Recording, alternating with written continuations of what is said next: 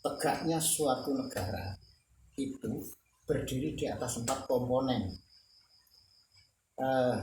Adilnya pemimpin, ilmunya ulama, kedermawanan orang kaya, lalu doanya orang miskin atau rakyat jelata.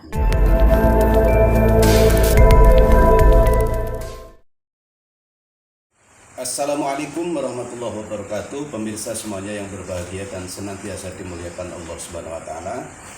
Kali ini saya dan Mbah Khalid ini akan membongkar kabar yang terkubur, menjawab pertanyaan-pertanyaan dari netizen.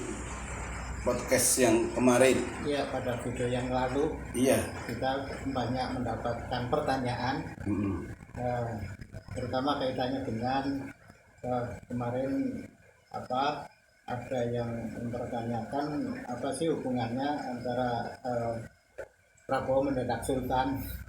Posisi sultannya itu di mana?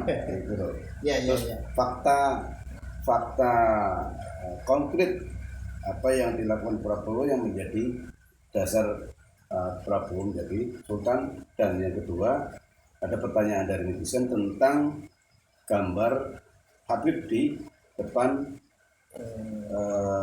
imam, berarti di ruang pengimaman. Yang itu disebut togut seniman. Tapi siapa dulu Pak? Terima kasih. Assalamualaikum warahmatullahi wabarakatuh. Waalaikumsalam. Pemirsa sekalian, jadi ada pertanyaan kemarin yang apakah gambar Habib yang ada di depan imam di masjid bahkan itu termasuk tauhid gitu kan. Jadi tauhid itu kan menyerupakan sesuatu itu menjadi kayak semacam yang diagung-agungkan. Dan kalau dulu disebut apa namanya? Jadi itulah patung kalau dulu berhala. Gitu loh. Beda dengan patung. Jadi berhala yang itu disembah gitu kan. Seakan-akan itu disembah. Jadi menyerupakan Allah dengan sesuatu yang fisik yang terlihat. Berarti masuk kategori menyebutkan Allah kan? Termasuk itu tauhid. Jadi karena jadi imannya kepada Allah itu tidak nyawiji siji gitu kan, kalau istilah orang Jawa kan nyawiji siji. Nah, kembali ke itu tadi, cerita bagaimana sih Eyang Semar menagih janji dan yang ditagih itu tidak bisa menyikapi dengan bijaksana, yang akan terjadi adalah goro-goro. Sehingga kemarin kita sudah membahas Prabowo mendadak sultan. Artinya mendadak sultan itu kalau kita perlihatkan sekarang, mengamati sekarang ini, Prabowo itu tiba-tiba mengangkat Menteri Keuangan Purboyo yang itu membuat sebuah terobosan-terobosan kebijakan di bidang keuangan negara untuk dibuat transparan, setransparan mungkin. Jadi aliran uang negara kemana itu tidak terdeteksi dengan satu sistem yang sekarang sudah dibangun, sehingga korupsi di mana itu akan bisa segera diketahui gitu. Di mana ada penyimpangan keuangan negara akan bisa diketahui, sehingga bisa diukur seberapa besar keuangan negara itu nantinya. Kalau sistem itu betul-betul bisa diaplikasikan, akan diketahui mana uang yang betul-betul untuk menolong rakyat.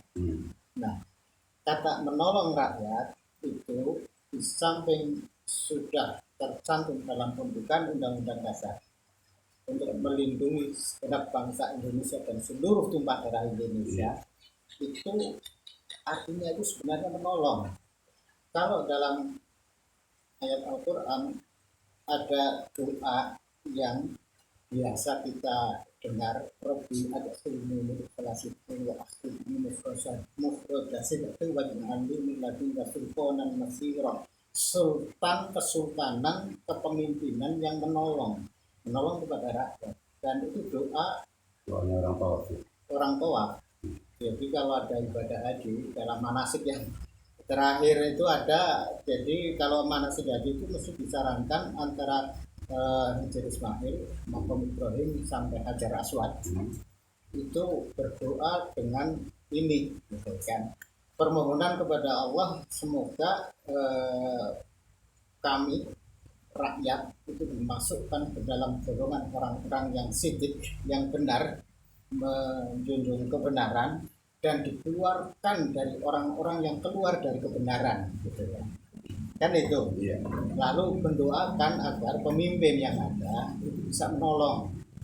Nah, dari kebijakan yang dibikin Presiden Prabowo, ini presiden ya, itu misalnya MBG, misi besarnya bagus, menolong rakyat, terutama Gen Z, pelajar, anak-anak sekolah yang sekarang sebenarnya terjerat pada pola makan, selera lidah, makanan-makanan instan yang itu sangat tidak sehat.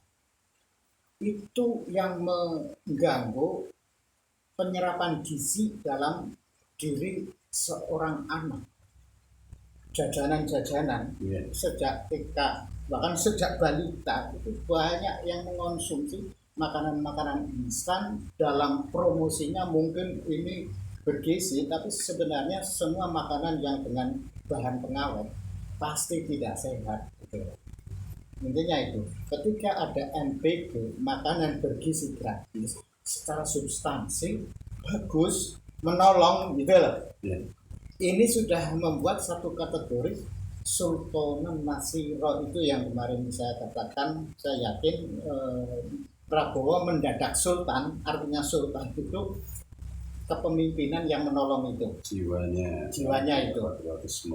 Hanya gitu kan. Implementasinya bahwa sekarang masih ada yang ya kan, keracunan gitu kan. Itu kan pada implementasi di tingkat bawah yang masih sembrono, mekanismenya tidak dipatuhi dengan benar, prosedurnya tidak benar, maka terjadilah kejadian-kejadian yang mengganggu itu. Ya, walaupun kalau di persentase itu ya hanya 0, sekian persen gitu kan. Tapi sangat berpengaruh. Tapi itu kan jadi berpengaruh. Nah, karena itulah maka sudah selayaknya kalau kita kemarin bicara soal yang Semar Nagih Janji, jadi ini gambaran yang kemarin sudah kita bahas soal seperti yang Semar seperti ini. Jadi mungkin lebih jelasnya pemirsa nanti didetailkan simbol kearifan dan kebijaksanaan pemimpin, seorang pemimpin yang harus dipegangi. Dan sekali lagi, kalau ingin membuat bagaimana agar yang Semar Nagih Janji tidak menimbulkan goro-goro, kemarin kita sudah bahas bagaimana ini ada sebuah tongkat komando. Kita sering kenal kalau tongkat komando itu sebuah pusaka yang konon miliknya Bung Karno. Tetapi ini bukan, saya yakin ini bukan, tapi justru ini komando dari nggak tahu siapa yang bikin. bisa dicek lagi bahwa di sini ada tulisan Bismillahirrahmanirrahim di satu bidang, ada dua bidang yang lain juga ada dua Bismillahirrahmanirrahim. Artinya adalah kemarin kita sudah membahas, saya yakin ini sebagai simbol sebenarnya dari yang membuat ini untuk diingatkan lagi bahwa kepemimpinan yang mensifati kepemimpinan Rasulullah itu harus memiliki sifat al-amin itu. Artinya dapat dipercaya, kan? Artinya dapat dipercaya itu ya pemimpin seorang Sultanan Nasiro itu syaratnya harus mendekati lah bagaimana sifat al-amin itu, sehingga sejarah Rasulullah Nabi Muhammad mendapat gelar al-amin justru ketika belum diangkat menjadi rasul. Itu menandakan bahwa siapapun sebenarnya bisa memiliki sifat-sifat al-amin. Seorang pemimpin siapapun itu sebenarnya harus bisa memiliki sifat al-amin, yang waktu itu kisahnya itu kan ada surga digelar 4 tokoh Quraisy yang akan berperang karena berebut mengangkat Hajar Aswad Iya. itu oleh Rasulullah, oleh Nabi Muhammad waktu itu supaya memegangi ujung surbannya empat sudut surban itu, ayo angkat bareng-bareng. Itulah yang menggambarkan cerminan bagaimana Nabi Muhammad dulu memberikan contoh seorang pemimpin agar bisa mendapat kepercayaan rakyat itu mensifati sifat-sifat al-amin itu. Nah, itulah sifat sultan yang sebenarnya, kan? Jadi kita berharap agar tidak ada goro-goro karena yang Semar nagih janji itu dari janji yang tidak ditepati, itu akan muncul goro-goro. Kira-kira gimana Kang Seniman? Ini kan ada yang mengartikan bahwa ini cemeti sodolana. Maknanya apa itu? Kalau sodolana ini bertanda bahwa kalau dilanggar maka akan terjadi goro-goro. Yang dilanggar apa?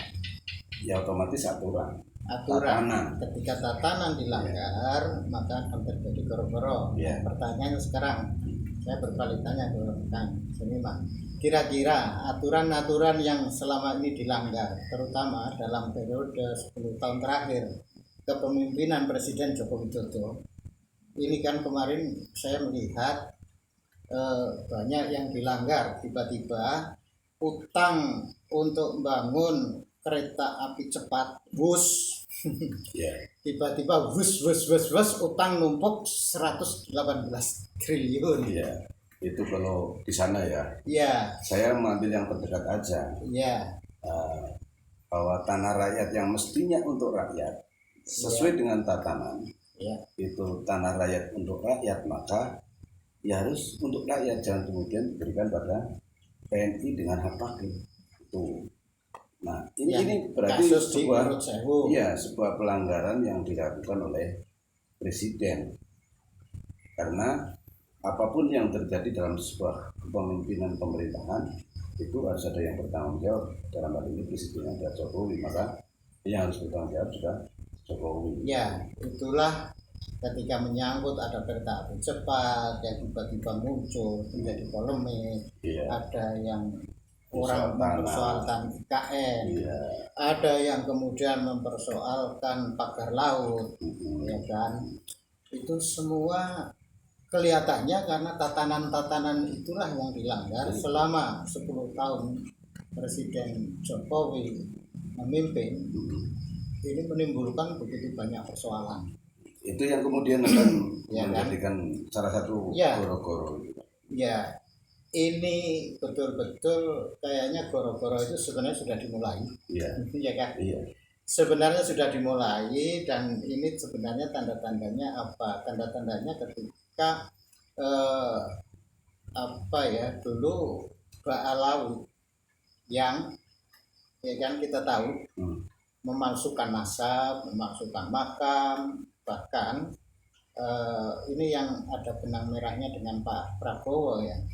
Saya ingin mengingatkan lah, Kang Seniman juga mungkin sudah ingat ya, dulu Presiden belum jadi Pak Prabowo ketika masih menjabat Menteri Pertahanan, di depan rapat kerja gubernur dan bupati seluruh Indonesia di Kota Makassar, tiba-tiba memunculkan ide untuk memindahkan makam Diponegoro ke Jogja.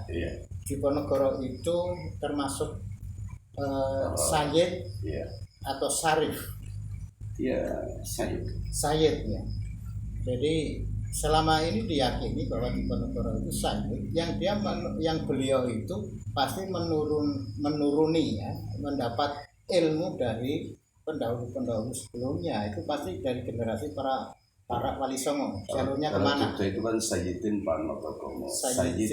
Panotogomo dari Sultan Jogja. Kalau Pangeran Diponegoro mungkin seingat Kang seniman itu dari Sultan HB3 ya kan, Sultan gitu kan, Sultan. Jadi ilmu kesultanan inilah yang mestinya cocok dipakai untuk memimpin Nusantara yang beragam ini dan mayoritas beragama Islam. Tapi Bhinneka Tunggal Ika. Iya. Artinya, jadi arti Islam itu sendiri seperti yang dikatakan oleh Bung Karno, mungkin Anda bisa membedakan. Ya, jadi kalau Islam, ya, Bung Karno menerjemahkan Bhinneka Tunggal Ika dalam konteks agama itu banyak dipidatokan. Kalau jadi orang Islam jangan jadi orang Arab, kalau jadi orang Hindu jangan jadi orang India, kalau jadi orang Kristen jangan jadi orang Vatikan Roma gitu kan. Itu menggambarkan bahwa sekarang ini mestinya Islam yang dikembangkan adalah yang sesuai dengan apa yang diajarkan para wali songo. Ya, Islam rahmatan alamin. Ya, itu dimulai ketika kerajaan Demak, ya kan. Maka di situ ada Sultan. Siapa? Raden Patah. Sultan kan pertama, itu ada Sultan yang kemudian di situ pasti kepemimpinannya adalah kepemimpinan yang didasari pada permusyawaratan para wali, para ahli hikmah, ya kan, yang dieksekusi oleh Sultan sebagai lembaga eksekutif. Dan itu kalau dalam NU itu kan ada Syuriah, ada Tanfidiyah, pelaksananya adalah Tanfidiyah. Nah, mestinya kemarin seperti kita sudah sampaikan dan ingin kita tegaskan lagi bahwa seorang presiden RI yang dasarnya adalah Undang-Undang Dasar 1945. Jadi kemarin saya pikir kita tidak perlu bosan untuk selalu mengingatkan bahwa ketika para jenderal purnawirawan itu mengusulkan agar Presiden Prabowo mengagendakan bagaimana kita kembali ke Undang-Undang Dasar 1945 yang asli, gitu kan. Salah satunya kan sebenarnya bukan hanya itu, kan ada beberapa tuntutan para jenderal itu dulu yang sampai sekarang rame, ya, antara lain dulu menyampaikan agar pemakzulan Gibran wakil presiden. Itu yang salah satu tuntutan Pak Tri Sutrisno, itu kan. Nah, ini saya pertama setuju untuk bagaimana disiapkan untuk kembali ke Undang-Undang Dasar 1945. Tapi kalau toh itu memerlukan waktu yang panjang, paling tidak ruh dari Undang-Undang Dasar 45 itu di dalam hal struktur kepemimpinan Kesultanan Indonesia, gitu kan, disiapkan saja one team press yang sekarang itu hanya staf sus presiden atau apa, yang itu direkrutlah ahli-ahli hikmah itu yang kemarin kita sampaikan, agar para ahli hikmah itu ya tokoh-tokoh bangsa lah yang sudah betul-betul menep, sudah selesai dengan dirinya, untuk betul-betul diberi forum memusyawarahkan segala sesuatu kebijakan, dan ini tempat presiden berkonsultasi, sehingga tidak diberi bisikan-bisikan yang kadang menyesatkan, atau secara rasional, pertimbangan politik, pertimbangan demokrasi, pertimbangan hukum kelihatannya itu benar, bisa jadi itu tidak membawa kemaslahatan untuk rakyat. Itulah yang saya berharap Pak Prabowo, biar tidak ada goro-goro, mulailah untuk bagaimana mempelajari apa yang disebut kepemimpinan yang al-amin itu, mendekati kepemimpinan al-amin yang saya yakin ini tongkat komando itu ya ini panduan pokoknya al-amin, tapi jabarannya seperti halnya ajaran yang ada di dalam pesan tongkat komandonya Bung Karno. Jadi tongkat komando Bung Karno yang konon itu ada 3. Kalau saya memaknai gini kan seniman. Jadi yang satu dipakai ketika berpidato atau ke luar negeri. Itu menggambarkan bahwa ketika ke luar negeri seorang presiden, seorang sultan Indonesia itu harus bisa menegakkan kedaulatan di bidang politik. Ya kan?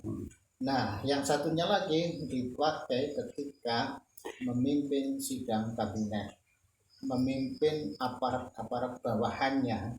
Untuk apa? Untuk mewujudkan keadilan sosial bagi seluruh rakyat Indonesia.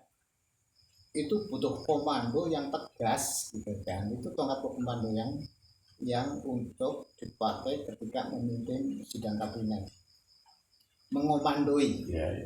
Yang ketiga itu ketika dipakai untuk berpidato di depan rakyat. Artinya rakyat itu perlu diberi motivasi, dipecut gitu kan, agar apa? Agar membangkitkan lagi semangat gotong royong, tolong menolong. Tanpa itu kita tidak akan mampu untuk menegakkan apa yang disebut baldatun thayyibatun wa rabbun ghafur gitu. Ini dimensinya seperti itu. Nah, yang kemudian harus kita ingat juga satu hadis ya. Tegaknya suatu negara itu berdiri di atas 4 komponen. Adilnya pemimpin, ilmunya ulama, kedermawanan orang kaya, lalu doanya orang miskin atau rakyat jelata gitu kan. Nah, lalu doa orang miskin yang kita sebagai rakyat sebaiknya bagaimana sih? Sebaiknya ya kita berdoa seperti itu tadi, yang orang kalau tawaf mendekati Hajar Aswad itu Rabbi adkhilni mudkhala sidqin wa akhrijni mukhraja sidqin waj'alni min ladunka sultanan nasira. Berharap betul ada sultan yang bisa menolong kepada rakyat kecil. Nah, ini akan bisa terwujud andai ya kan, andai pengusaha-pengusaha itu orang kaya tidak rakus. Apa yang dikatakan Pak Prabowo gejalanya itu yang terjadi sekarang serakah nomik. Iya kan? Ya karena orang kaya itu belum memiliki jiwa sosial. Maunya serakah, mana ada kesempatan rakyat diperas. Itu serakah nomik gitu kan. Itu termasuk untuk melaksanakan MBG ada enggak itu unsur-unsurnya masuk situ? Jadi nanti hubungannya nanti dengan MBG itu tadi, kalau MBG itu kan sebenarnya konsepnya bagus untuk menolong itu tadi. Iya. Menolong. Sifat adilnya pemimpin. Betul. Iya kan? Sifat adilnya pemimpin itu ya dengan antara lain diwujudkan dengan itu tadi, menolong rakyat kecil. Karena keadilan sosial dalam konsep barat itu kan adalah memberikan sebuah kebijakan yang sebesar-besarnya bermanfaat untuk orang yang paling dirugikan. Yang paling dirugikan apa untuk saat-saat sekarang menghadapi Gen Z yang pola makannya, selera lidahnya itu sudah dirusak oleh makanan-makanan pabrikan berbahan pengawet, makanan bergizi gratis. Itu salah satu ikhtiar ya, agar ini keterjajahan makanan mulai sedikit-sedikit diubah lah, agar nanti pada saatnya yang diharapkan adalah kedaulatan pangan. Jadi bagaimana sumber-sumber makanan lokal itu bisa dibangkitkan kembali, seperti umbi-umbian, ganyong yang itu tinggi kalori tapi rendah gula, itu kan makanan yang sangat sehat untuk terutama ya balita dan manula. Oke, untuk mencegah goro-goro tadi kita sampaikan ya, sampai ke kedaulatan pangan. Kembali lagi ke soal gambar yang dipasang di pengimaman. Iya. Gambar Pak Alawi yang dipasang di pengimaman. Ini apakah akan menjadi dampak yang sangat negatif atau tidak?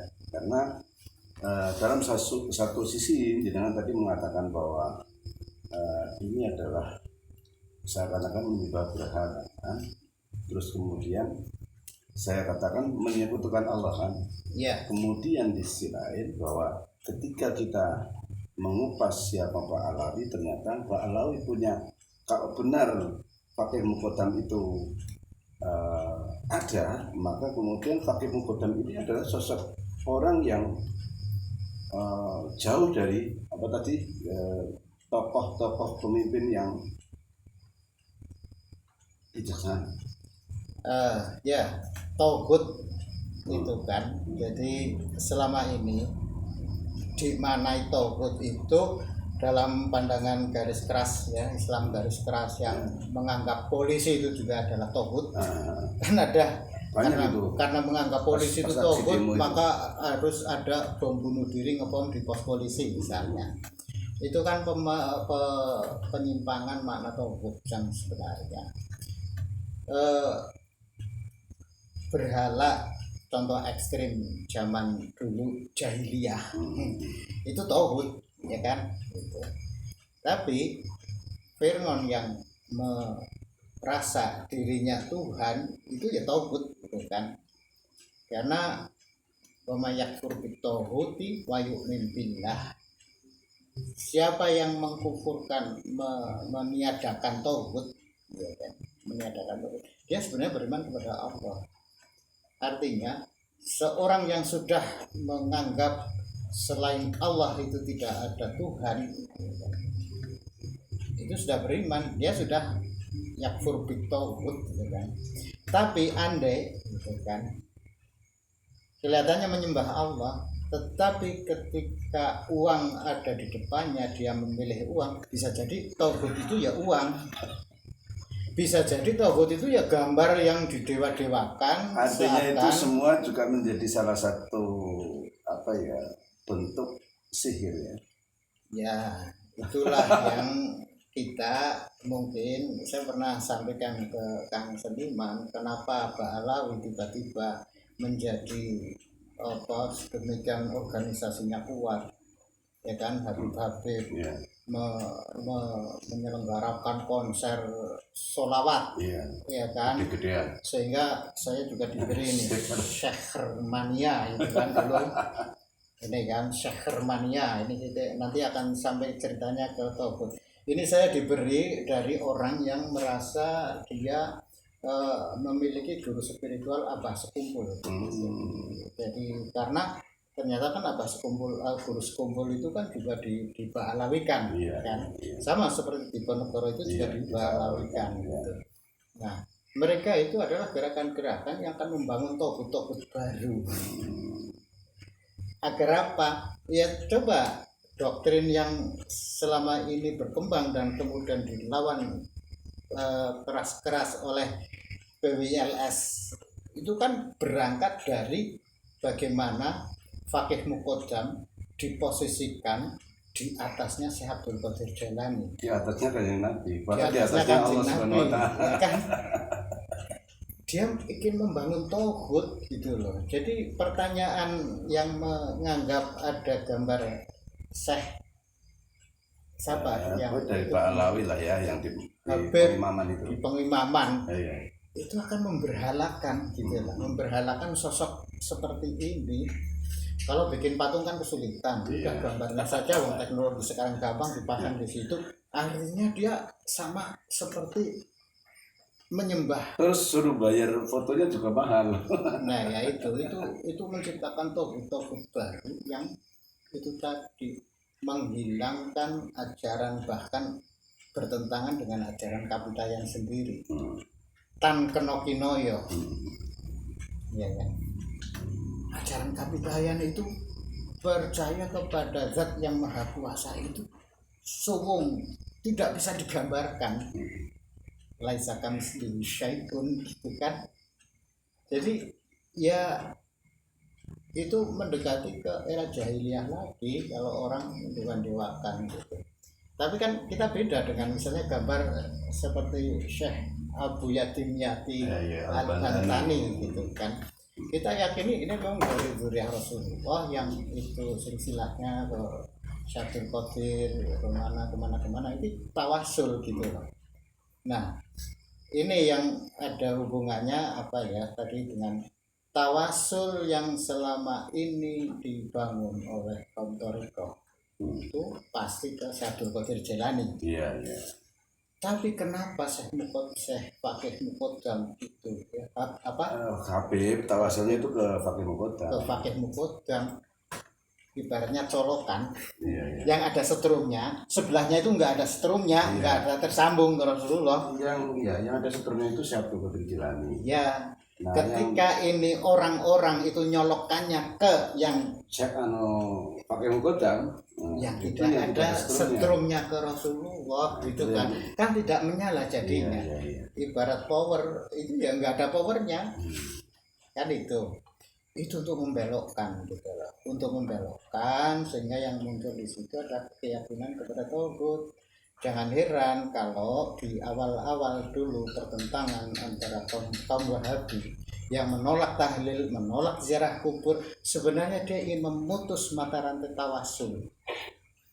Itu hubungannya dengan itu ya, Tauhid itu. Nah, kita kembali ke itu tadi, tegaknya suatu negara itu berangkat dari satu pemimpin yang adil, artinya pemimpin yang sultanan nasiro itu untuk mewujudkan keadilan sosial bagi seluruh rakyat Indonesia.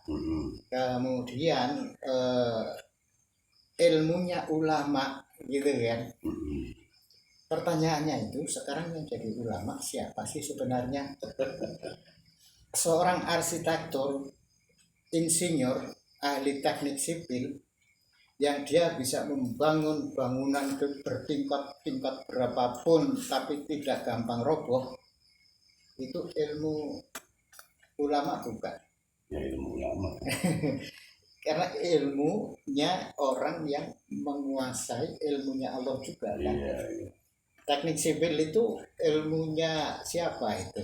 Ya ulama lah.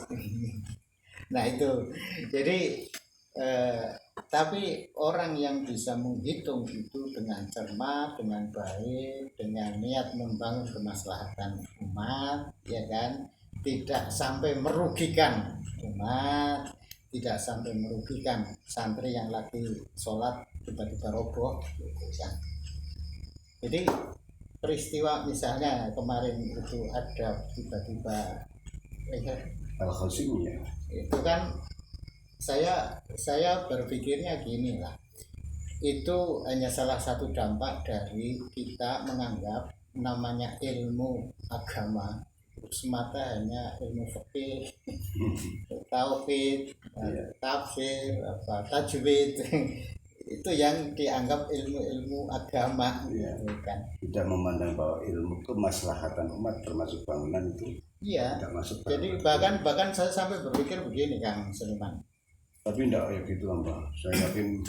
Saya yakin itu udah dihitung. Iya, tapi hitung-hitungan teknis yang ada itu masih belum meyakini akan hukum Allah yang namanya hukum gravitasi bumi. Loh iya, gravitasi bumi itu termasuk hukum Allah bukan sih? Hukum Allah. Ketika ayat wa lam yahkum bima anzalallahu fa huwa minadz dzalimin. Orang yang tidak berhukum dengan hukumnya Allah, dia termasuk orang yang zalim. Jadi pertanyaannya itu hukum gravitasi bumi termasuk hukumnya Allah bukan? Ya.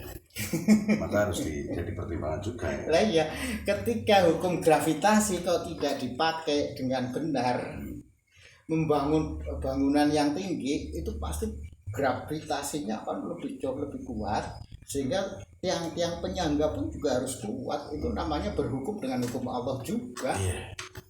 Yang udah lama Mbak obrolan kita. Kesimpulannya apa Mbak? Kalau kita tarik dalam sisi kesimpulan. Ya, jadi kembalilah kita ke tadi, karena Pak Prabowo itu sekarang sedang menghadapi persiapan goro-goro, karena yang sebenarnya sekarang lagi nagih janji agar bagaimana hukum-hukum agama bisa dilaksanakan dengan smooth, dengan dengan tanpa paksaan gitu loh.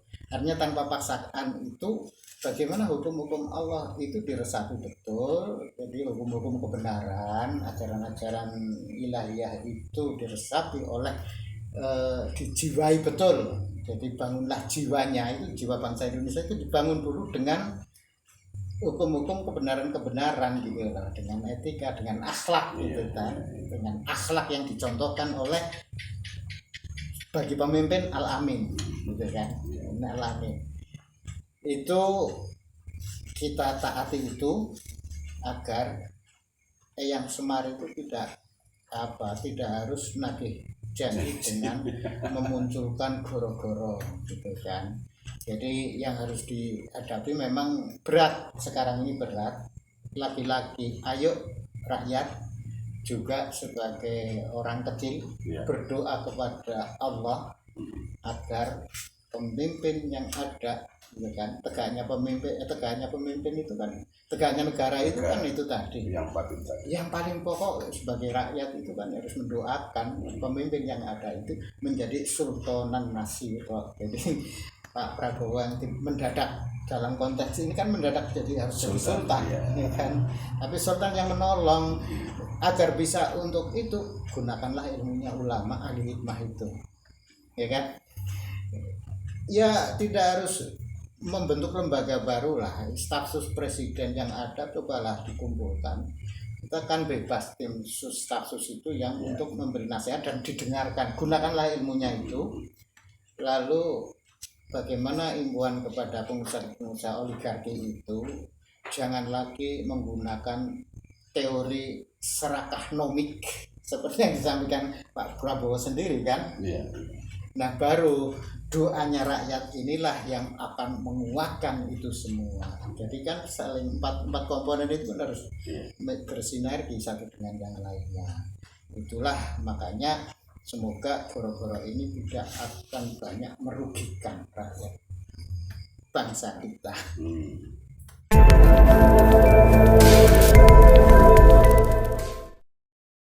Demikian pemirsa yang bisa kami sampaikan ya di podcast malam hari ini, semoga bermanfaat. Apa yang saya sampaikan, Mas Khalid sampaikan itu semata-mata hidayah dari Allah Subhanahu wa taala. Itu kalau benar. Kalau salah, saya yakin itu timbul dari kebodohan saya pribadi. Maka dari itu pemirsa semuanya, mohon maaf atas segala kesalahan, mohon kritik dan saran atas segala kekurangan dan kekhilafan. Wassalamualaikum warahmatullahi wabarakatuh.